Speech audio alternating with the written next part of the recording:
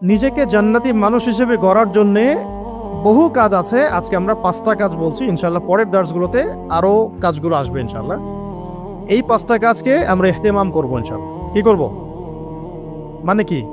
মানে যত্নশীল হব, যত্নের সাথে আদায় করব, মানে খুব কেয়ারফুল থাকবে 5টা কাজের বিষয়। ঠিক আছে? কোনো অবস্থায় যেন 5টা ছুটে না যায়, কোন অবস্থায় যেন এগুলো ছুটে না যায়। এটাকে বলা হয় শক্ত করে আঁকড়ে ধরার, যত্নশীল হওয়া। 1 নাম্বার হচ্ছে 5 ওয়াক্ত সালাত। 1 নাম্বার কি? 5 ওয়াক্ত সালাত। মিসাল দিচ্ছি এভাবে, রমাদান মাসে আমরা যেভাবে নামাজ পড়েছি এইভাবে পড়লেও হবে। রমাদান মাসে তো আমরা সবাই তারাবি, তাহাজ্জুদ, নফল, সুন্নত, জামাত সব পড়েছি না? সর্বোচ্চ চেষ্টা করেছি আমরা পড়ার জন্য। অনেকের অনেক সময় ছুটে যেতে পারে, সেটা আবার কাজা করেছে বা কোনোভাবে আদায় করেছে।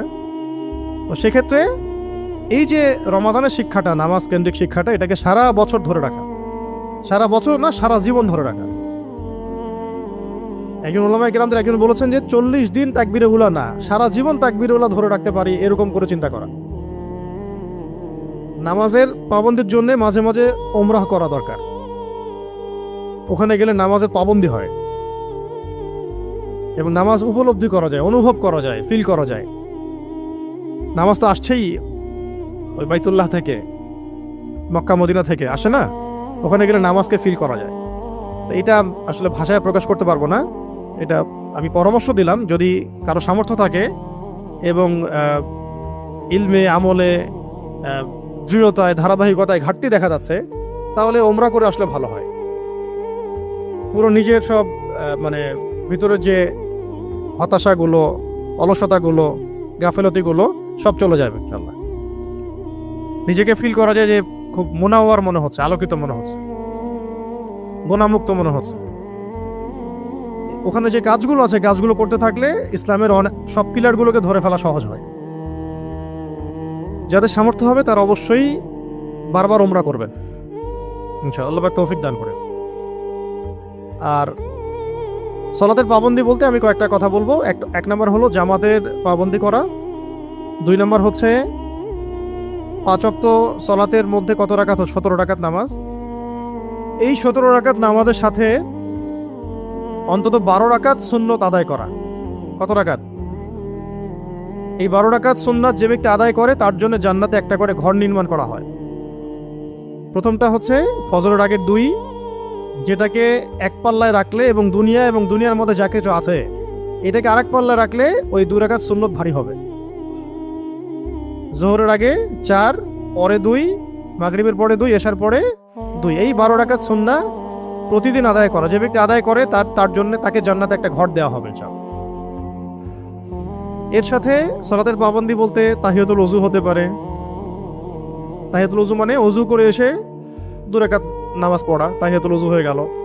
যখন কোনো গুনাহ হয়ে গেছে 2 রাকাত নামাজ পড়া তওবার নিয়াতে। কোনো গুনাহ হয়ে গেছে বা ভুল হয়ে গেছে, ওযু করে 2 রাকাত নামাজ পড়া তওবার নিয়াতে। কোনো প্রয়োজন দেখা দিয়েছে বা কোনো সমস্যা, কোনো সংকট, ওযু করে এসে 2 রাকাত সালাতুল হাজত। এরপর যে কোনো সূরা দিয়ে পড়া যায়। তবে একটা কিতাবে পেলাম যে প্রথম রাকাতে সূরা ফাতিহার সাথে সূরা কাফিরুন, দ্বিতীয় রাকাতে সূরা ফাতিহার সাথে সূরা ইখলাস। ইনশাআল্লাহ এগুলো পরীক্ষিত আমল আছে কিছু। অনেক বড় বড় বুজুর্গ চলে গেছেন দুনিয়া থেকে, তাদের অনেক পরীক্ষিত আমল আছে। এগুলো বেদাত না, কিন্তু বলে বসে এটা বেদাত। পান থেকে চুল খসলেই তো এখন শিরিক, বেদাত, হারাম। এই যে এগুলো প্রান্তিক চিন্তাটা থেকে বের হয়ে আসবেন। উলামায়ে কেরামদের সোহবতে আসলে প্রান্তিক চিন্তাটা থেকে মানুষ বের হয়ে আসতে পারে এবং চিন্তাটা প্রশস্ত হয়, ব্যালেন্সড হয়। হ্যাঁ, তো প্রথম রাকাতে আপনি সূরা কাফিরুন যে কোনো সূরাই পড়তে পারেন। আমি বললাম যে অনেক বুজুর্গদের পরীক্ষিত কিছু আমল আছে। প্রথম রাকাতে সূরা ফাতিহার সাথে সূরা কাফিরুন, দ্বিতীয় রাকাতে সূরা ফাতিহার সাথে সূরা ইখলাস পড়ে তারা দোয়া করেছেন, কাজ হয়ে গেছে।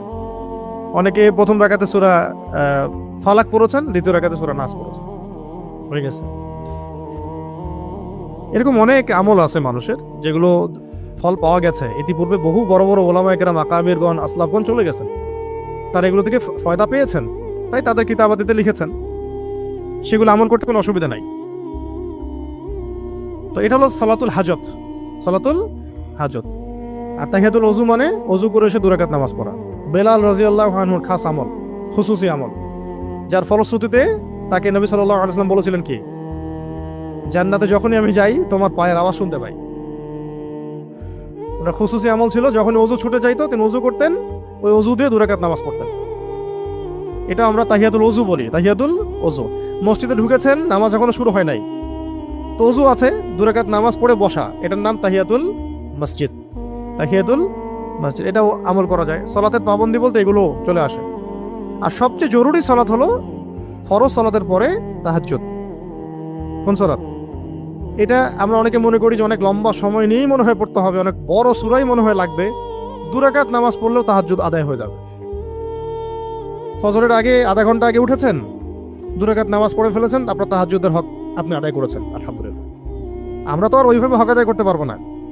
আমি হাজিরা দিলাম অন্তত, কি দিলাম? হাজিরা দিলাম অন্তত।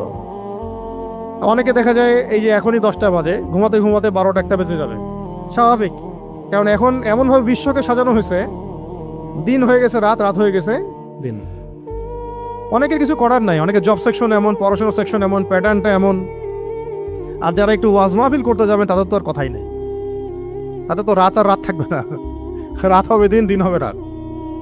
এটাও একটা কারণ, এই সিস্টেমগুলো থেকে বের হতে হবে, মসজিদ ভিত্তিক প্রোগ্রামগুলো করতে হবে। রাতের ঘুম হারাম হয়ে যায় এগুলো কারণে। তো যদি দেরি হয়ে যায় ঘুমাতে, ঘুমানোর আগে 2 রাকাত নামাজ পড়ে ঘুমান, তাও কিয়ামুল লাইলের হকটা আদায় হলো। ঠিক আছে? তো নবী সাল্লাল্লাহু আলাইহি ওয়াসাল্লাম পড়তেন 8 রাকাত, 11 রাকাত, বেতন নামাজ পড়তেন, শেষে 11 রাকাত হতো, 13 রাকাত হতো অনেক সময়। তো এই নামাজ অনেক লম্বা হতো, অনেক লম্বা হতো, মানে পা ফুলে যাওয়ার মতো লম্বা হতো। আমরা যেহেতু এটা পারবো না, ছোট ছোট করে নামাজ পড়তে থাকা যতক্ষণ আপনি পারলেন, এবং ওই সময় বেশি বেশি দোয়া করতে থাকা। তো এই সলাতের ইহতেমাম বলতে আমরা বোঝাচ্ছি জামাতের পাবন্দি, জামাতের সাথে আদায় করা, সুন্নত নফলগুলোর ব্যাপারে সচেতন থাকা, তাহাজ্জুদ, এবং এই যে বললাম সালাতুল হাজত, তওবা, গুনাহ হয়ে গেলে তওবার নিয়তে নামাজ পড়া, ওযু করে এসে তাহিয়াতুল ওযু, মসজিদে গিয়ে তাহিয়াতুল মসজিদ, এই নামাজগুলো। আবার আওয়াবিনের নামাজ আছে, আওয়াবিন, আবার ইশরাকের নামাজ আছে, তারপরে চাষতের মানে সালাতুদ দুহা, এই নামাজ আছে। এগুলো আদায় করার চেষ্টা করা। প্রত্যেক দিন সব আদায় করতে হবে এমনটা নিজের উপরে আবার লাজেম করে নেবেন না। প্রত্যেক দিন আমাকে সবগুলোই করতে হবে, এটা নিজের উপর লাজেম করে নিলে আপনি মানে কঠিন হয়ে যাবে আপনার জন্য দিনটা।